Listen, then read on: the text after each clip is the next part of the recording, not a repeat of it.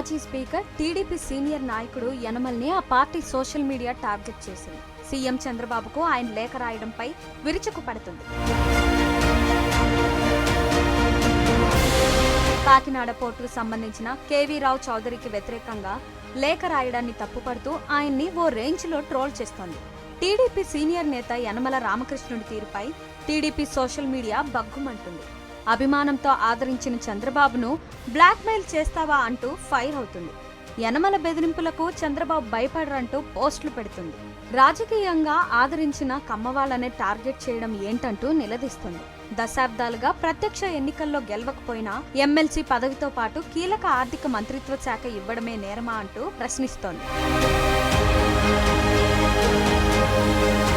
కాకినాడ పోర్టులో కేవీ రావు చౌదరి అన్యాయం చేసి ఉంటే చంద్రబాబుకు నేరుగా చెప్పలేదేమి అని టీడీపీ సోషల్ మీడియా ప్రశ్నిస్తోంది. యనమల లేఖను ప్రత్యర్థులకు ఇవ్వడంపై ఆగ్రహం చెప్తోంది.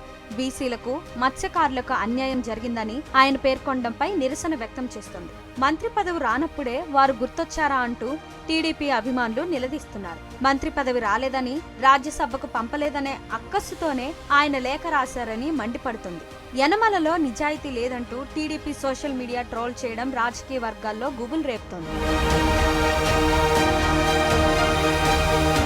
మరిన్ని వీడియోస్ కోసం ఛానల్ ని సబ్స్క్రైబ్ చేయండి. లేటెస్ట్ అప్డేట్స్ కోసం వాట్సాప్ ఛానల్ ని ఫాలో అవ్వండి. ఆ లింక్ డిస్క్రిప్షన్ లో ఉంది.